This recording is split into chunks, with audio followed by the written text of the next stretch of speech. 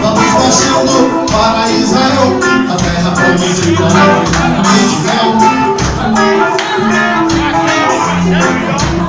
pois ali eu pensei que eu estava abandonado no deserto do Saara.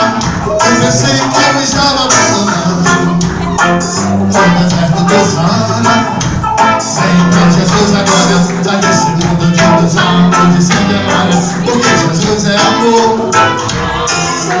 Jesus é amor. Jesus é amor. Jesus é amor. Vamos evangelizar no gueto. Eu não fico e você era no gueto.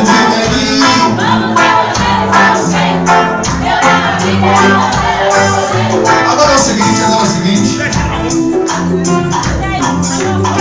Olha o meu irmão, estou ao seu lado e diga: meu irmão, vamos evangelizar. Eu levo a Bíblia e você leva o folheto. Vamos lá. Vamos evangelizar no gueto. Eu levo a Bíblia e você leva o folheto. E tudo bem.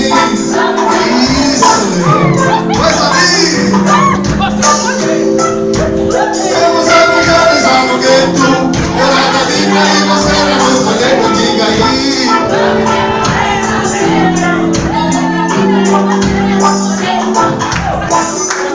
Agora é o seguinte, nós vamos dizer para aqueles jovens que estão viciados nas drogas, e nós não queremos jamais que eles morram. Então você vai dizer assim, ó: